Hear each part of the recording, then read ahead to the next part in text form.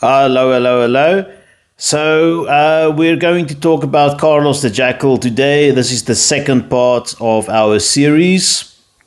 Carlos the Jackal, famous freedom fighter slash terrorist slash, yeah, there's many things, not a nice guy.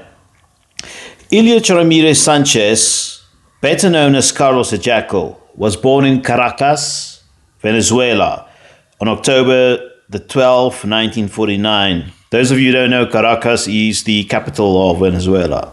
The son of an affluent lawyer, he grew up in a household marked by political and ideological fervor. His father, a highly educated man with deep Marxist convictions, had direct ties to the Venezuelan political landscape. Yeah, lawyers, eh? You get like. It's quite interesting. So his dad's a fluent lawyer, so obviously his law practice was successful.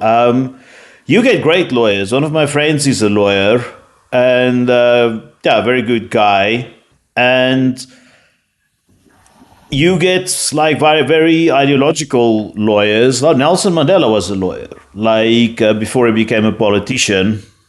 And then he became a prisoner, and then he became a politician again, and then a president.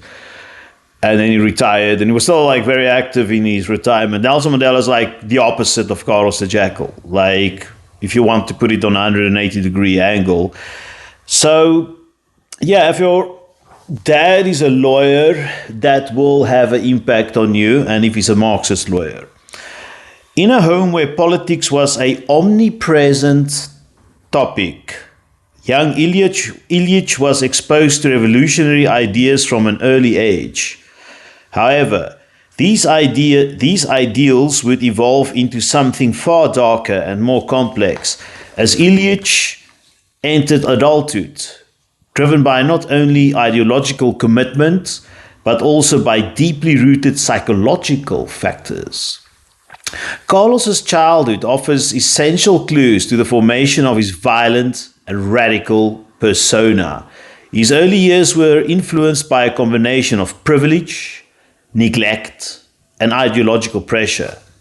So, yeah, this reminds me, which it was one of the Austin Powers. Yeah, you'll always like hear me talking about Austin Powers. It's just such a weird bunch of movies like that.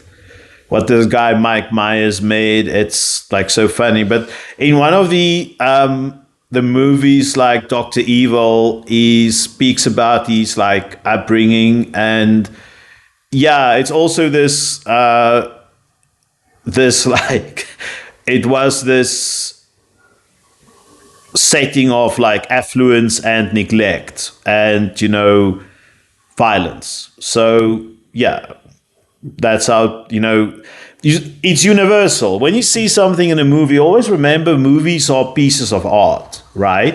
Movies are pieces of art, and art is a reflection of humanity. So, like, whoever made, oh yeah, was it Mike Myers who made like Austin Powers? I don't know, but the person, the director, the artist who made that movie essentially knew that this is a thing, like affluence plus violence plus neglect will create something, a certain kind of thing. His father's aspirations to transform Venezuela into a Marxist state created a charged political atmosphere in their home, but this often led to an emotional disconnect between Ilyich and his father. Yeah, Venezuela's kind of socialist now. It's not Marxist, and it's a disaster, by the way. Like, I lived in Chile for a long time, and maybe I'm still there. Do you know? Like, yeah, and there was a lot of Venezuelans. There still is a lot of Venezuelans in Chile. And yeah, it's because socialism destroyed the state. But yeah, okay, there's like a lot of other factors, but I'm not going to go into it. So yeah, like socialism seems to be a big thing in Venezuela. And yeah, if you're a guy, a lawyer, and you want to transform the state, it's not like the same as your dream of opening a tuck shop or your dream of becoming a Instagram influencer. It's you want to like change the state. That's a big thing. And yeah, if you're going to like do these things, there will be you know a possibility that you will neglect your offspring because of the magnitude of your project. If you're an Instagram influencer, you'll spend like 3 hours a day, like doing some work. Even if you have an 8 to 5 job, for 8 to 5 job, and you do those three things, that's 9, 10, 11. That's 11 hours out of your 16 hour time that you can be awake. That leaves you with 5 hours, 1 hour for cleaning, 1 hour for eating, which leaves us with free. Then you still have 3 hours to like spend with your kids, which is better than nothing. But if you're going to be this like weirdo that tries to transform the state, yeah, you maybe you're a super person, you're an outlier. That's possible, and then you can do all these things like at the same time. But it appears that Carlos the Jackals or Illich's father was not one of them. While his father instilled in him a deep belief in the power of revolution, he did so in a way that alienated Illich emotionally. This complex relationship, where his father's ideological rigor clashed with his personal neglect, may have laid the groundwork for the psychological split that would define Carlos's life later. The influential father and his Marxist legacy. Carlos's father, an ardent Marxist who held strong beliefs in the power of revolution, was perhaps the most significant influence in his early life. From a young age, Illich was indoctrinated with radical leftist ideology. His father ensured that the household was filled with political debates, and the idea of fighting for the oppressed was constantly emphasized. Now I'm thinking about that movie, The Royal Tenenbaums, for some reason. Illich's education was thus strongly influenced by Marxism, with a particular emphasis on anti-imperialist struggles. His father even named him Illich after Vladimir Lenin, a symbolic act that was meant to instill in him the legacy of revolutionary socialism. This is like something I want to investigate further, but because it seems to be a thing, like, what do they call them again? Champagne socialists. Like, look, as I always say this, like, it's your right to have any ideological thing that you believe in. Who am I who am I? Like, who's anyone to tell you what to believe or not to believe? But when you are like, one of these champagne socialists, you're not really connected to, the peasant farmer or the person with a hustle in the slums. Your life isn't the same. You don't really know how it is. You can observe it. You can go there every day and look at it. But you will still, in this case, go back to your like comfortable lawyer life, and you don't know how it feels to be hungry unless you stop eating for like 3 days. You don't know how it is without electricity unless you switch off your electricity for a week, which they probably didn't do. Like, you wouldn't know like how it is to be 1 week without water, except drinking water. Like, they wouldn't know. So it's these ideas like that exist on a different like level, on a different like plane. And then strange things start to happen once you're a champagne socialist, or rather it's being carried onto the next generation. which you indoctrinate because you are a champagne socialist. And I'm talking here about the left wing. Obviously, the exact same thing happens on the right wing as well. You get this, like, a champagne capitalist which won't know the struggles of, like, let's say, a shop owner who's also a capitalist, who just went bankrupt. Okay, you don't know how it feels. Like, you don't. Now I'm going to sound like one of these sociologists. You don't have the lived experience. I don't have the lived experience. Like, of many of you who view my channel, I won't have the same lived experience as you, and vice versa. It's just not possible. Like, some of you, a lot of you, yes, but like not all of you. And it'll be interesting to have a debate about, or a conversation about these things.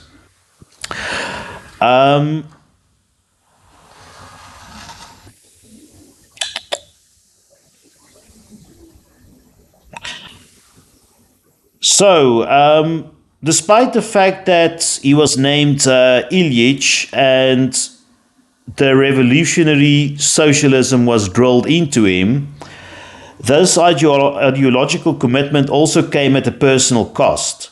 Carlos's father's dedication to politics often left little room for emotional bonding. The father's authoritarian nature and the expectation that his son would follow in his footsteps likely contributed to Ilyich's sense of inadequacy and frustration. There was no emotional warmth in the household, just a rigid framework for success, with little room for expression. This emotional neglect may have been a significant factor in Carlos's later desire to create a new identity for himself, one defined by power, control, and recognition. Yeah, so this is like, yeah, I know Freud's been disproved on almost everything he said, but like, it's like a daddy issue, like, where it's a great, like, I mean, I was like that too. You try to please your father. It's like very important. It's very important for all children, but I think boys in particular. Please don't kill me, feminists. But like, yeah, I remember, I didn't want to make my mother cry. That was a strong driving force. But I also wanted to please my father, or like make him proud of me. Like, I remember that from a very early age. However, this household of theirs, like, so not only, like, so the dad's a successful lawyer, but he's also this guy who's trying to transform the state. So it leaves him with very little time, and he's affluent, so obviously successful.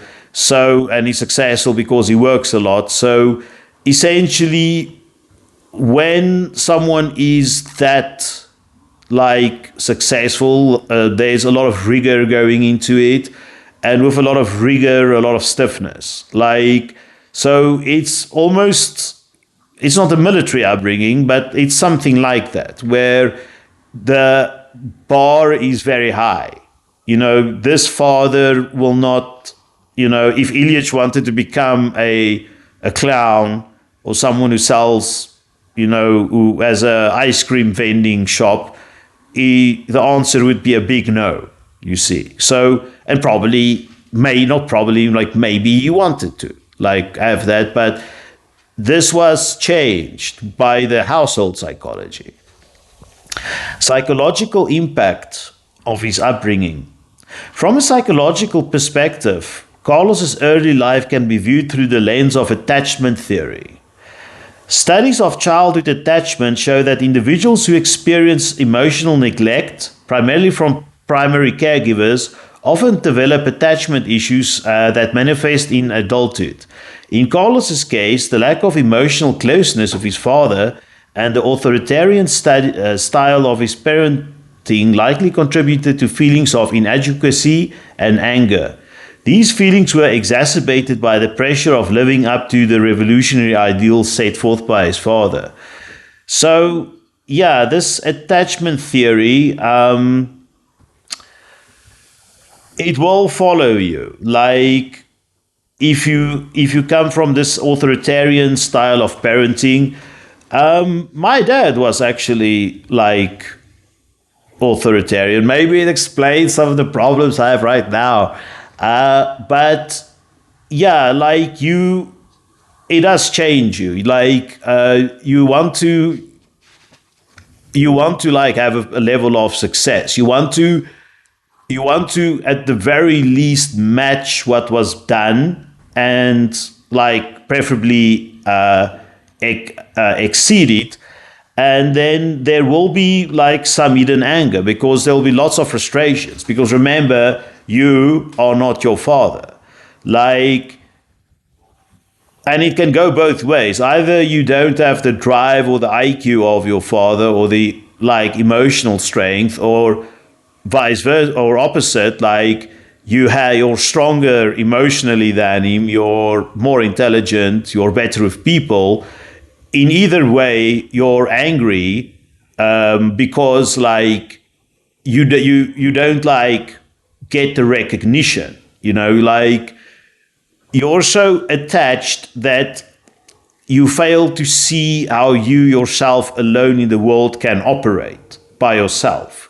Like you can't imagine like being compared to normal people, to other people. Like your world exists, your vision of the world, you make like you try to equate that to your dad's vision of the world.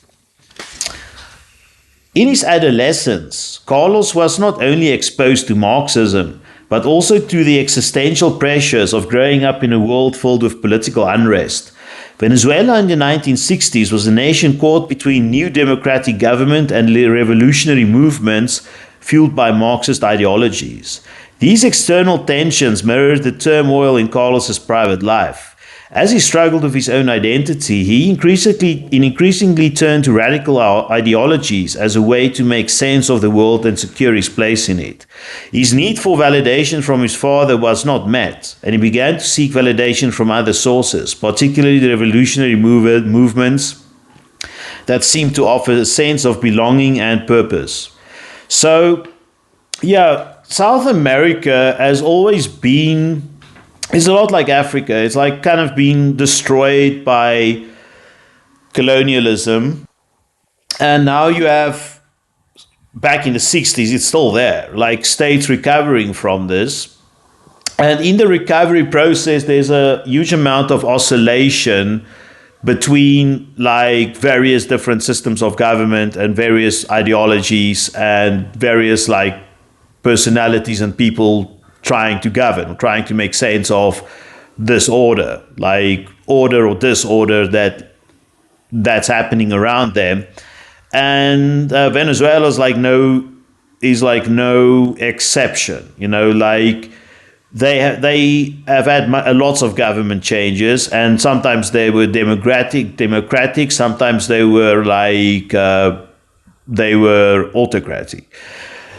Now the dad is the Marxist lawyer. Okay, there is this like set path that Carlos may follow. Okay, however, you need to be a specific kind of person to be both a successful lawyer. In other words, your work ethic, your education, your people skills, all of these things need to be set up in a certain way. Plus then, like, you have the Marxism, which you kind of need to explain, I guess, to, you need to like also explain why you're a champagne socialist. So it's a very niche, like, and when I'm talking about niche, I'm not necessarily, or niche, like, is it niche or niche?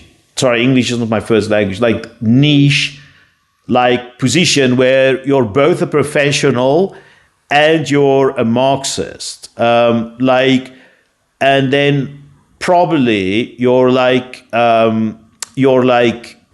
following the law. Okay, so if this is what your dad's doing, for the probability of you exactly falling into that into that definition is reasonably low, like, because every person has a unique aptitude.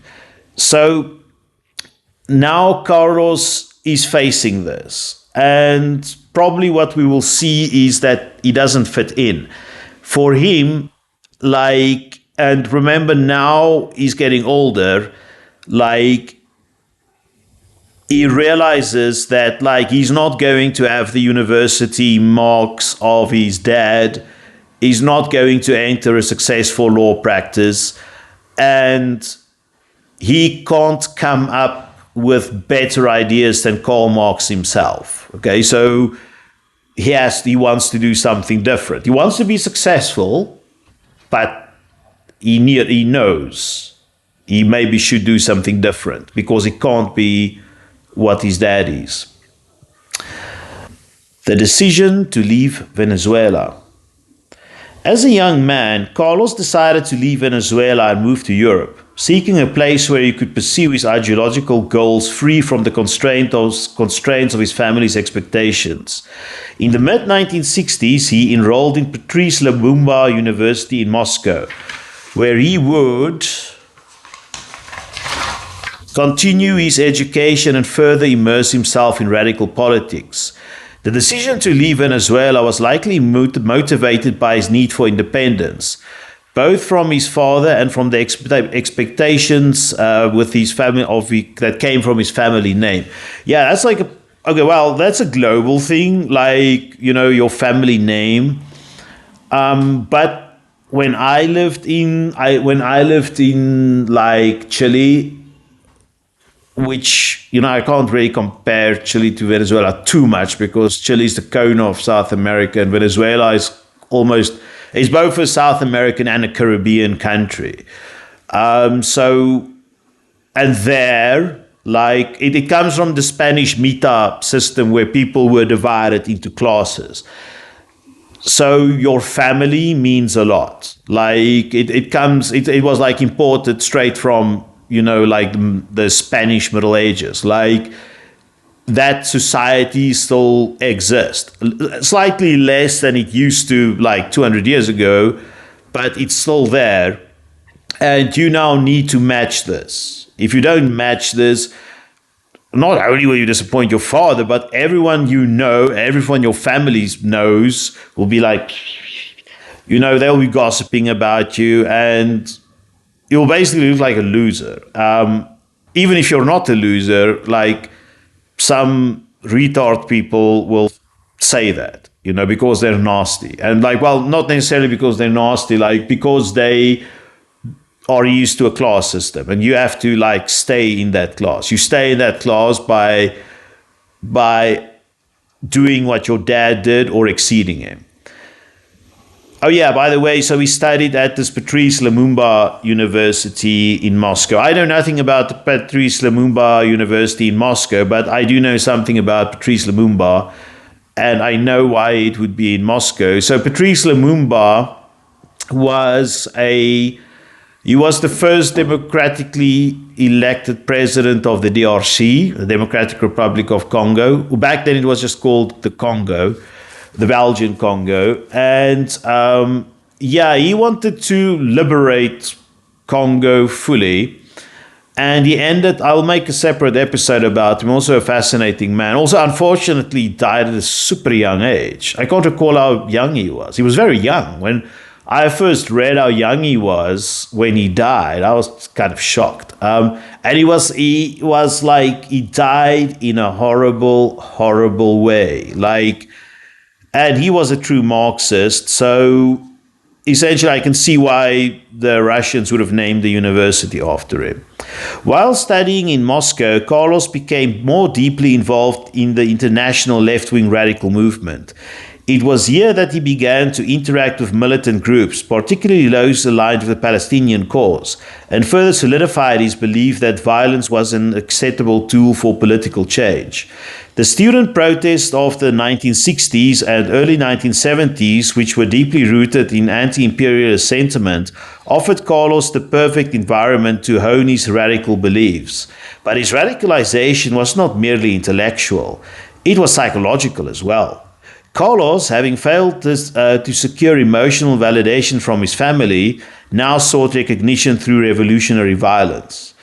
So basically, in this time, the 1960s and 70s, the Palestinian cause was kind of like the Rolling Stones of revolutionary movements. Like, it was seen as the ultimate movement to participate in and to help and to emulate. Like, no matter where in the world you were. Like, yeah, I know like Ho Chi Minh was like very popular, and so was like Salvador Allende from Chile. They were popular people, but like Yasser Arafat and the PLO, like, yeah, these were like, very notable people, and whoever came in front of like Yasser Arafat as well, because like, I don't want to go into like a Palestine-Israel thing, or I was going to have to talk for thousands of hours, but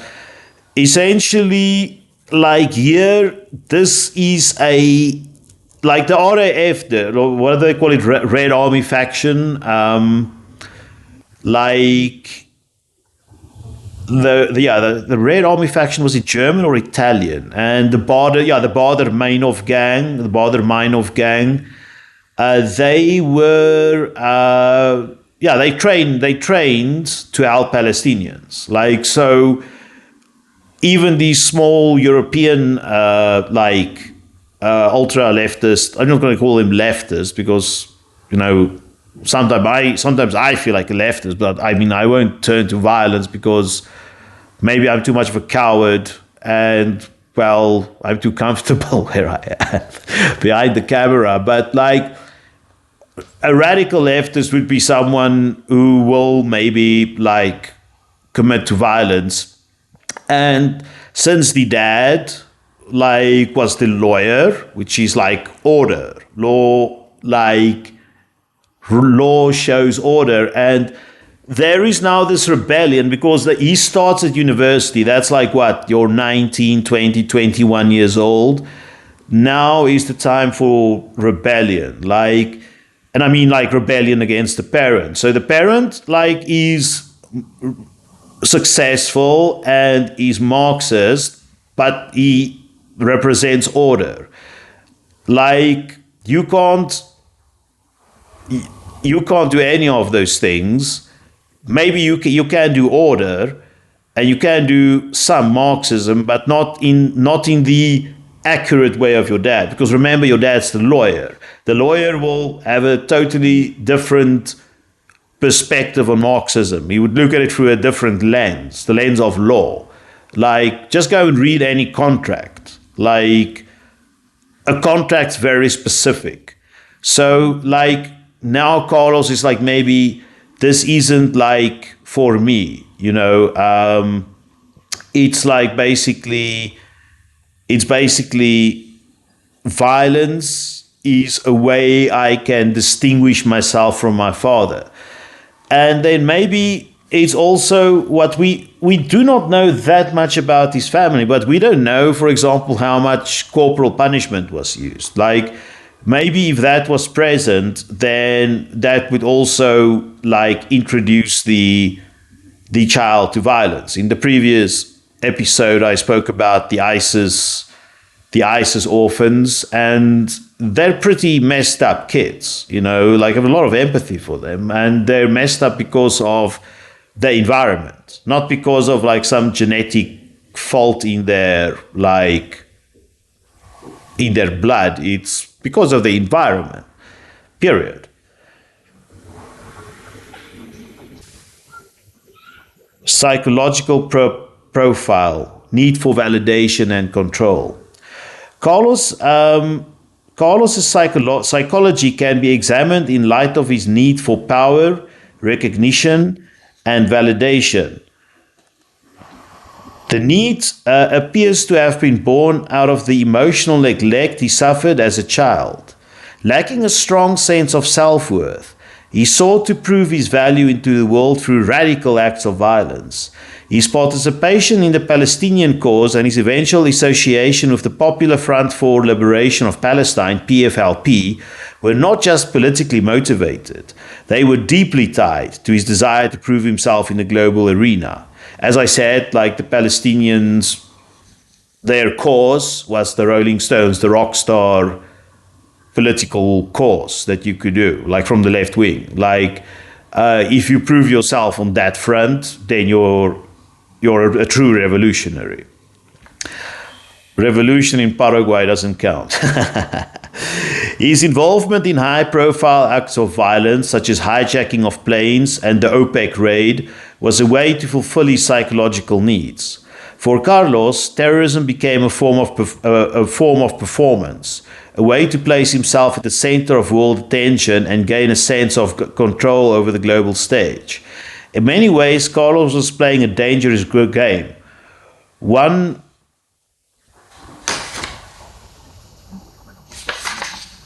in which his identity on his ability to make others seem as powerful, influential figure. Carlos's acts of terrorism was also a means of revenge against a world that had rejected him, and against the father who had neglected him. By aligning himself with militant causes and engaging in acts of terror, he would demonstrate his power and force to the world to recognize him on his own terms. The psychological drive behind Carlos's acts was not just about politics, it was about personal validation. So, yes, like, I guess when you become a terrorist, it brings a huge amount of power. Like, if people fear you, that's power. That's real power. I don't know, those of you who have seen Game of Thrones. I don't know which season it was, maybe season 3 or whatever, like 2, 3, 4, I have no idea. Like, Cersei speaks to Littlefinger and he says something about power, and then she tells Kingsguard, like, kill him, stop, turn around, take a step back, like something like that. And you can see Littlefinger like, oh, I'm going to die. And she tells him, this is power.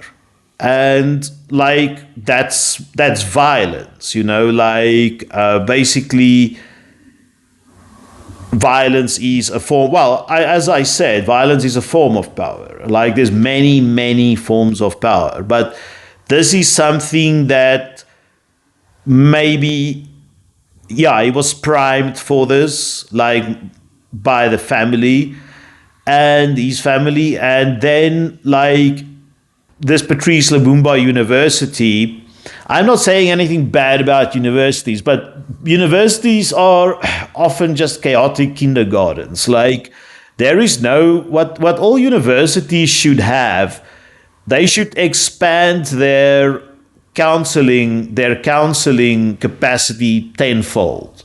Like, university counseling, like, globally, should be something like compulsory. Like, you have to see, like, a psychiatrist, not psychiatrist, just like a counselor, a social worker once a week, just to make sure, as an audit. And I'm not, like, talking about, like, a 1984 thing. I'm talking about, like, mostly very few people who go to university still stay at home, you know, because that means, like, your parents don't stay too far away from the university. Those people go home. But, like, I stayed in dormitory, for example, at university, and then there's a huge amount of influences on you. All of you who basically went to university or the military, you're at a young age, you're, like, separated from, like, your parents. And, well, it's a good thing. It must, somewhere you have to be separated from your parents, or else you'll become a basement dweller,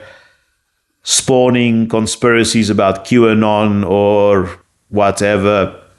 Like, you have to divorce yourself from your parents. But at this university, I'm saying nothing bad about Patrice Lumumba University. I'm just saying that you have all these different revolutionary people. Some of them may have been traumatized. Like, if you went, like, in the 60s or 70s, if you came from the Congo and you went to that university, there's a very good chance you come from or if you came from Palestine or the surrounding Arab countries from around Israel, because probably Israel fucked them up as well.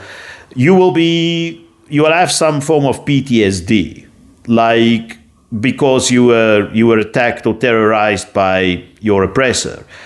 And now something interesting happens. So there is a big difference between someone from, let's say, the DRC and someone from, let's say, a lower caste in India and someone from Palestine. The only similarity would be that you've been traumatized.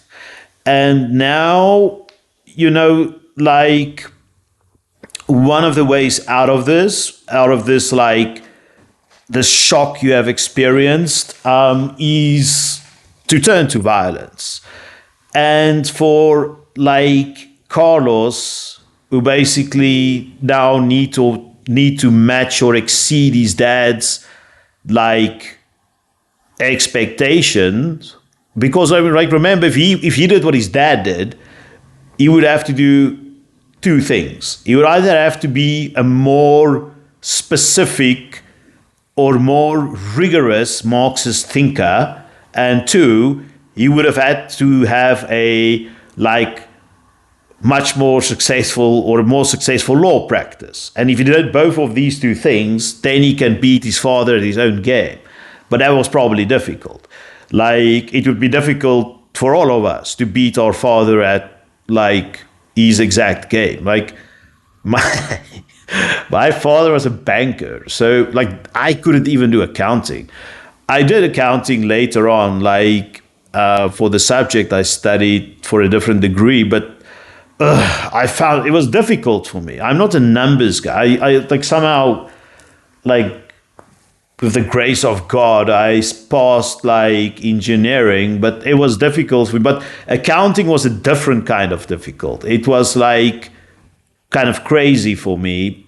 And it just shows you how different I was to my father. Like, so I think, like, the same happened probably to Carlos. So Carlos couldn't match his father. He found a different way to outdone him. And we don't have the full background picture of what happened. We don't have CCTV footage and the invisible biographer sitting, like, in the corner of the room making notes about what's going on in the household. Like, probably Carlos had a very bad childhood. Early radicalization, the path to violence. By the time Carlos became involved in major terrorist operations in the 1970s, his psychological makeup had been deeply shaped by his upbringing. His family's neglect and political radicalism had pushed him into the arms of left-wing terrorist organizations, where he would find validation and purpose he so desperately sought. However, his radicalization was not simply about ideology. It was a psychological escape, a means to reclaim a sense of control and power that had been missing in his earlier life. That university does that to you, like, or the military or whatever. Like, if you're even if you go into a gang after you finish school, most of you watching this video would not be basement dwellers, I hope. But, like, if you're a basement dweller, get out of the basement. First rule, you go and walk every day for like 1 hour and you lose some weight. Also, you'll just feel better. But, like, you get formed into a new like kind of person, and you feel this rejuvenation that you now have more. You have more power. Finally, you're in control of your life. You no longer have to sneak off to smoke a cigarette. Like, I started smoking in high school, and I remember it was so annoying to hide it. Like, my dad didn't know, because my dad just, like, came back at 8 o'clock in the evening. My dad worked in Johannesburg. And I come from Boksburg, and my dad worked in Johannesburg, so it's like a 50-kilometer commute.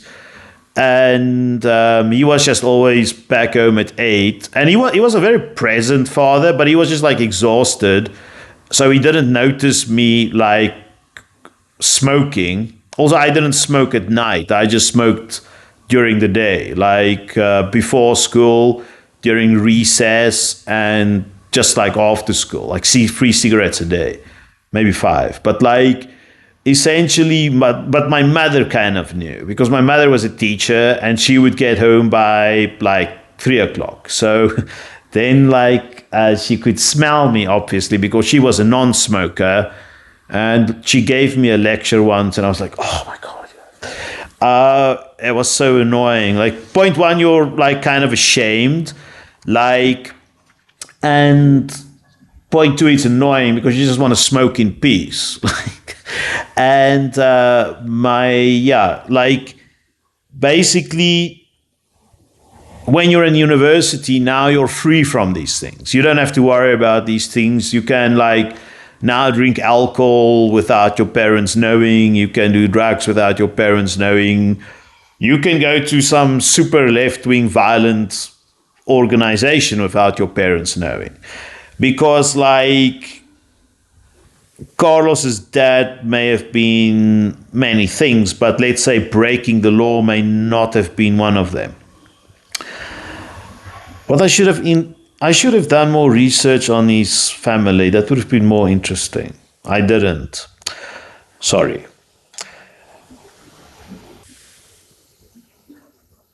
Carlos's journey into terrorism also involved an element of opportunism. While his ideological beliefs were genuine, his desire for recognition and power was equally important. His rise within the Palestinian movement and his eventual partnership with various radical organizations were as much about advancing his personal goals as they were about advancing a political cause. Terrorism for Carlos was a tool of empowerment. And as he orchestrated bombings, hijackings, and assassinations, he became a symbol of power, an enforcer of his own brand of justice, derived not from philosophical reasoning, but from psychological necessity. So, what's very interesting for me about these early like Palestinian organizations is they were very accepting of like other international like allies coming to help them. Like maybe they were totally non-racist and non-judgmental and just had open minds, or maybe they thought they need every ally they could get, or a combination of the two things. So then it's a nice place. If you are welcomed, then like a lot of your daddy and mommy issues will go away, because now like you have a new family. That's what like a fraternity or a sorority is. Like in this case, a terrorist organization is your like finally being embraced. Like your rebellion has now succeeded. I mean, not the revolution, we're talking about the Marxist revolution. Your rebellion against your upbringing has now succeeded. Carlos the Jackal's early life was shaped by the psychological trauma of emotional neglect, familial expectations, and ideological indoctrination. These elements played a crucial role in his radicalization and ultimate transformation into a terrorist figure. His journey from a young man seeking validation to a global terrorist mastermind was marked not just by ideological conviction, but by deep psychological wounds that he attempted to heal through violence and notoriety. Carlos's story is a striking example of how personal history, family dynamics, and psychological factors can intertwine with global political movements to create a figure like Carlos the Jackal. His early life, defined by a quest for power and recognition, would set the stage for his violent ascent onto the world stage. As we move forward, we will examine how Carlos's radicalization and participation in global terrorism were influenced not only by the political landscape, but also by his ongoing psychological struggles. So, this is like very interesting.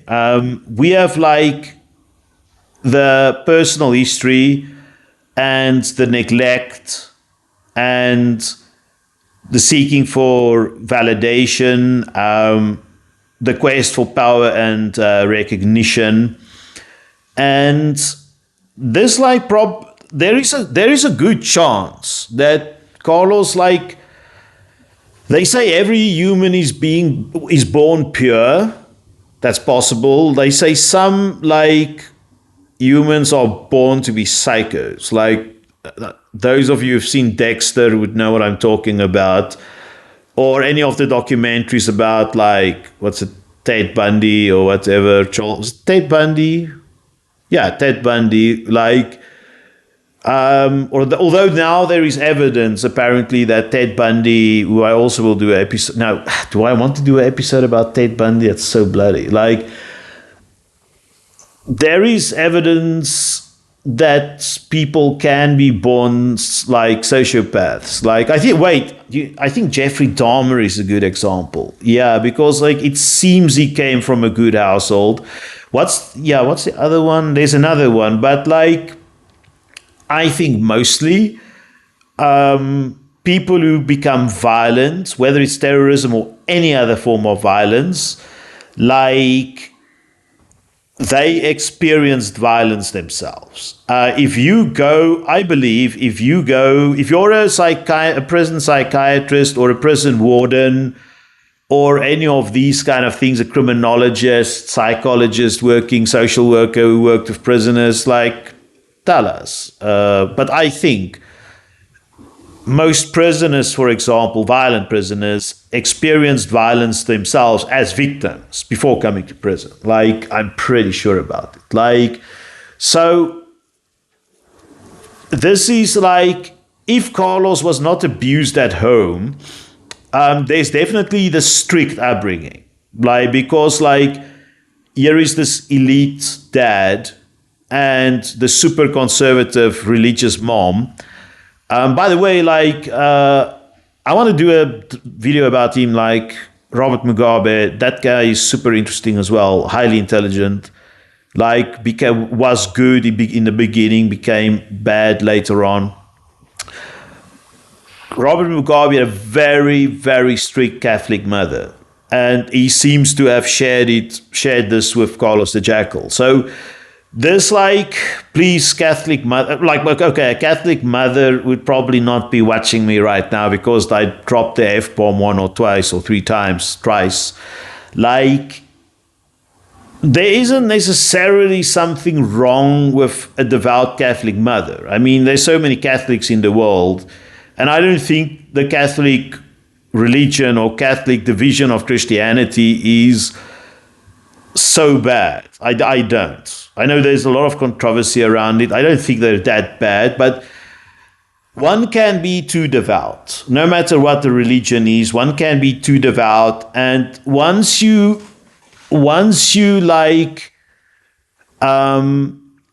become that devout, and if we look at his dad as well, the super dedication to Marxism is also a form of devotion.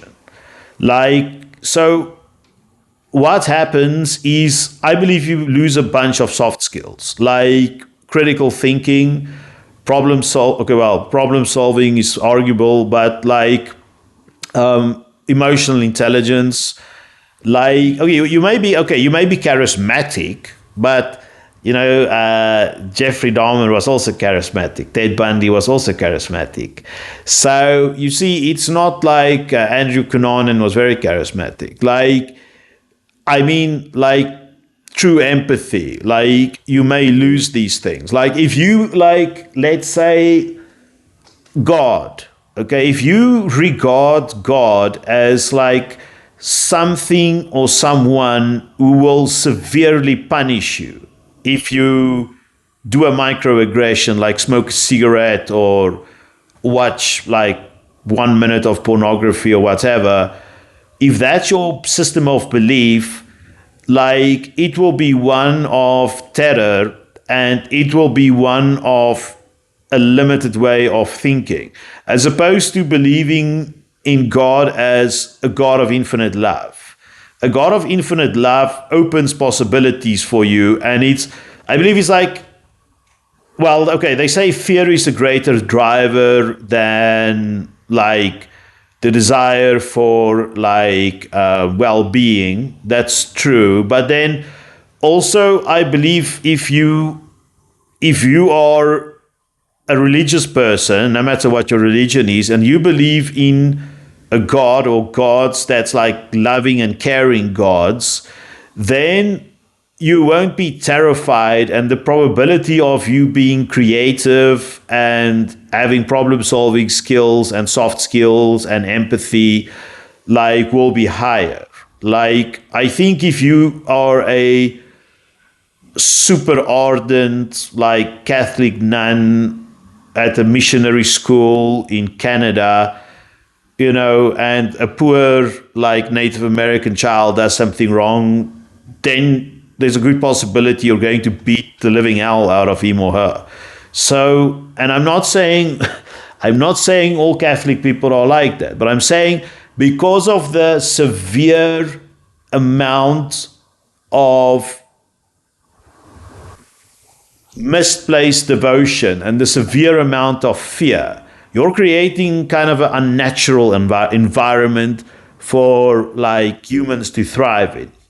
Like basically rats. Rats in their natural environment are very gregarious animals. They like to run around, play, explore, do all of these things. And they're happy animals. If you put them in a lab, under these bright lights, you basically force them to solve puzzles for food instead of just giving them food when, they need it, and nutritious food, not just sugar. Like, you create two kinds of totally different rats, and I believe humans are similar, and people like, we should focus on Carlos the Jackal. We shouldn't repaint history as one where, oh, this is such a great guy or whatever, although some of you may, and I guess that's fair. If you're like Palestinian, well, especially now in 2024, if you're a Palestinian who's been bombed and you view Carlos the Jackal, if you happen to have a painting of Carlos the Jackal in your living room, I fully understand that. Like, but we need to consider history holistically, and most of it paints a picture against him. So you see, this is what we wrestle with. And this is all I have to say for now. I need to drink some water and do something different. Maybe smoke a cigarette or eat some sugar like a rat. Thank you very much for listening to me. Have a nice day. Bye-bye.